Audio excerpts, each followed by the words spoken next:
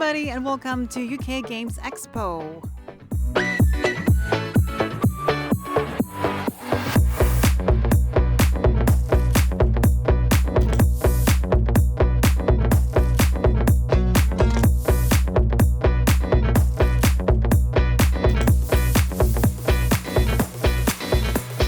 So we are just outside UKGE in sunny Birmingham, and it's a smaller but cozier convention. For those of you who don't know it, it's smaller than Essen, of course, but it's a great place to meet all the new friends and play more games. There's more RPG stuff, and there's always like new prototypes around. You can scout and play demos and so on. So I have a lot of these to show you, and of course you're gonna get a first look ever on Little Alchemists and Seti that are going to be the releases of CGE later on this year. So I have a lot of stuff to show you, and we are here.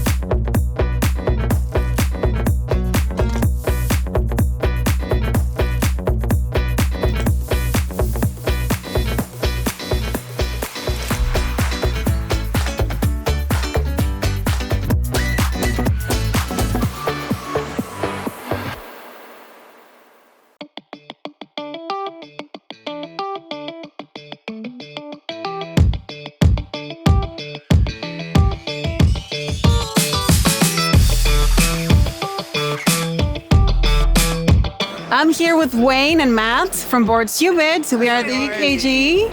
And I want to ask you guys, what do you think of the show so far? It's awesome. Yeah, it gets bigger and bigger every year, and we love it. And we've only just begun. Tomorrow is going to be a mosh pit, but today is even still pretty busy. That's great. It's great. It's great to see so many people, so many board game lovers, and some great games here. Amazing. Yes. Great games. I mean, I haven't looked around yet, but I guess you have. So can you tell me what caught your eye so far? Any games you really were looking forward to play? You do one and I do one. Well, should we start with Mr. Lang new game? Yes. Life of Ritera. Life on Ritera. Life on Ritera. Eric Lang's new game. And we had a little chat with him about his design philosophy for it. He's gone back to basics and sort of really meditated on sort of his game career. And it looks a great game. It's a surprise because no one knew about it. Basically coming. So yeah, go check it out. That's amazing. That absolutely is one. And another one from Mr. Lang as well. He doesn't stop. He's knocking them out. Mass Effect is one of my favorite video games ever, and he has a Mass Effect video game, and that is available to playtest at the moment. And that's really early in production, but it looks amazing, and we're super hyped about that too. And then what else did we check out? Redwood? Redwood is a great game, looks absolutely fantastic. We had a chat with the guys. Yeah, unique theme. And then photos and stuff. Yeah. And then my next one on the list was Seti. So thanks for that. Oh, wow. So you should come and check that out as well. Good. Seti looks amazing. Yeah. This is the first time that we actually can touch it, so it was absolutely great, and I think it's going to be a big hit. But yeah, it's an amazing show. It's been great. Thank you for Seti. I mean, it had nothing to do with it, but thank you. It's cool. Yeah, it's pretty cool. I love it.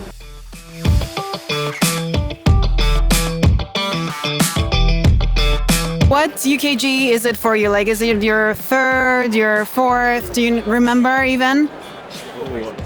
Fifth, sixth? This is my 10th. Oh, wow. UKG. You beat everyone here, I think. I'll always come back to UKG. It's actually my favorite convention because it's got the best combination of publisher presence and open gaming and social gaming. There's no other convention that has those in equal measure like they do here. That's super cool. Yeah. Have you seen, guys, any good games you want to play later on? What caught your attention? Yes, I can. I'm under no instruction to say Seti looks really interesting. But it does. I'm excited to get a play of it at Essen. Oh, You put me on the spot. You go, Kristen. I'll remember. I tried out the expansion for the War of the Ring card game, which I was very excited about. Looking forward to trying Luthier tomorrow. Yeah, that's your one. I don't remember the name. The violin game. The violin game. I'm quite excited to head over to Shadowborn and check out Avalon the Riven Vale. Yes. That's the game I'm most excited for, and I forgot it. Area control game from Jamie Jolly. You know, he's got a lot of success with Oathsworn. He has previously done a mech area control game. Well, it wasn't really area control, it was a mech skirmish, which was okay, so we'll see if he's nailed it again with Avalon, but it's a theme I really like, and the miniatures look very cool. Absolutely. I'm here with Luke Hector from Broken Meeple, and he has been telling me he's been all around the halls, found a lot of interesting games, and I'm wondering, like, what kind of games caught your attention? Am I allowed to say yours by obligation? Or? No, you don't have to. But I know he did, right? It's true, but honestly, the first one I'd be live for was Seti, and I know that sounds sort of weird doing a CGE game straight off this, but it honestly was the kind of game that I needed. I needed a good blend of theme with something that wasn't too heavy but still had the meaty mechanics with it. And it's taking a theme that's more unique as well. I want unique games. If you say space game, we think space battles, sci-fi aliens, and it's like, well, look, we're done with that. This is astronomy, beaming out messages, something that, honestly, I can't think of another game that's done it, or if I have, it's like lost the ether. And so those ones like sit more better from an immersion factor.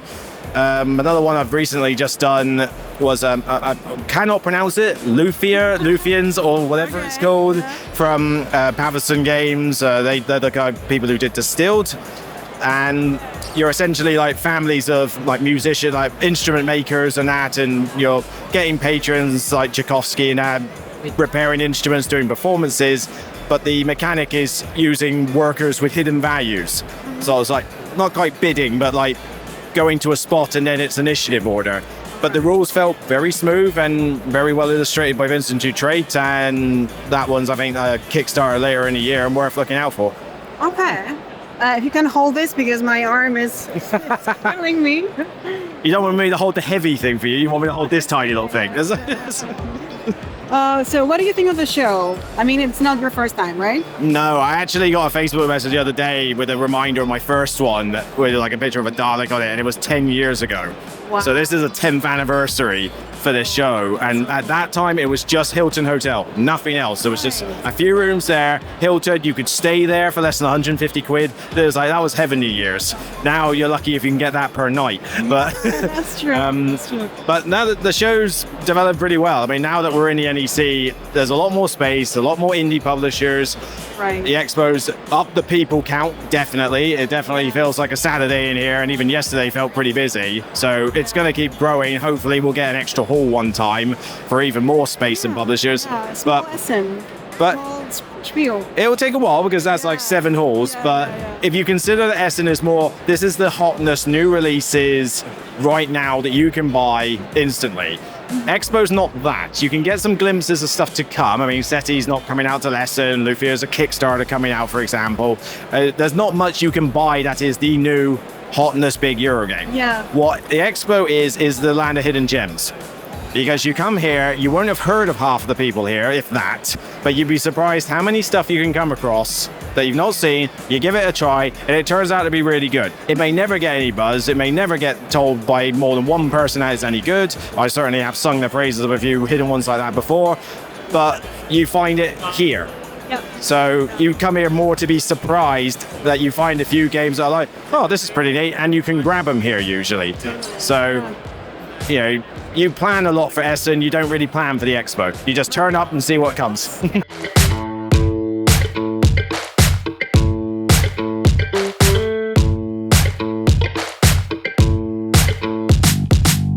We played a bunch of stuff too, which has been, so many like quick, fast demos, which have been great. Yeah, I really like playing a game of Loot Art with an extra O, a really quick, fun tile placement game.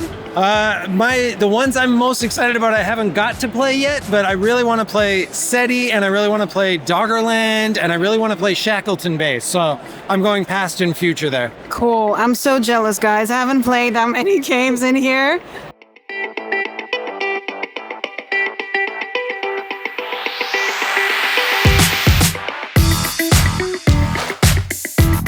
The aim of the game is to discover alien intelligence, which is over here. We don't know anything about it yet, but we're going to find out about it.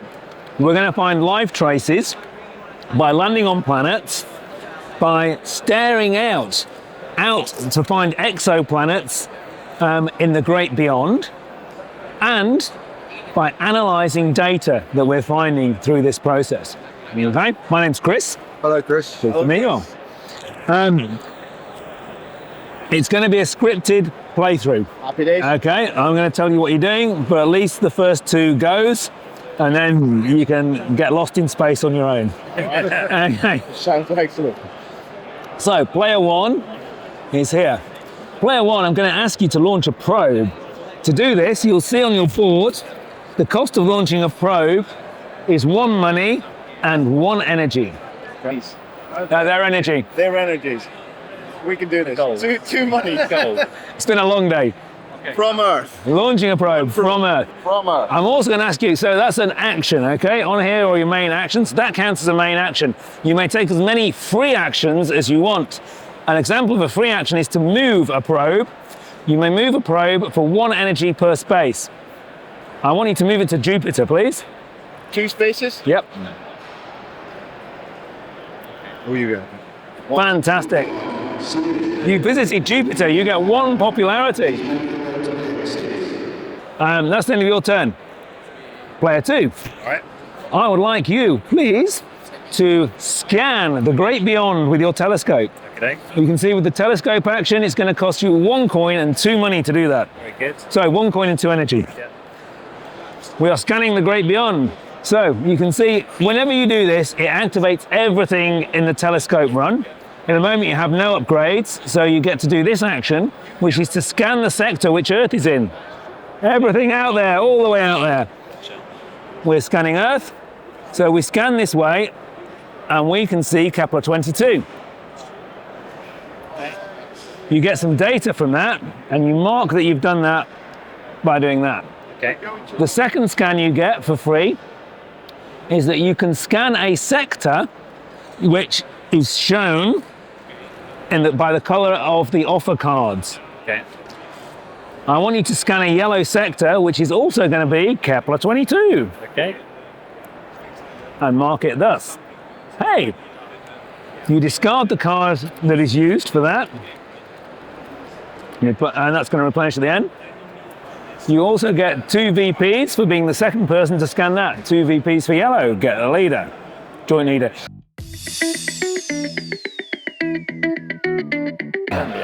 Yeah. Right, you now analyze your data.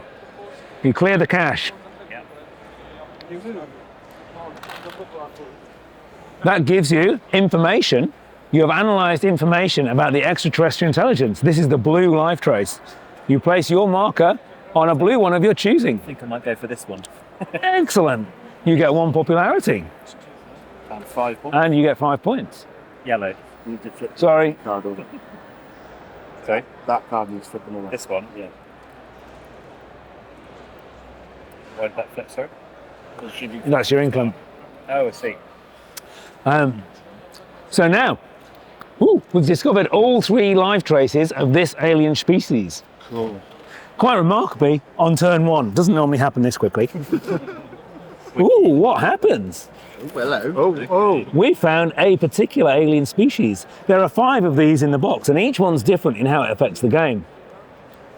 This particular one is the Oumuamua. Does anyone know what Oumuamua was? No. Oumuamua was a large cigar-shaped rock that the solar system went past. And it appeared in our solar system and became part of our solar system for some time. So as this particular alien species is associated with a physical place now in our solar system. It's unique amongst these species in that we can go, oh no, that doesn't come from there. We can now scan this place for information.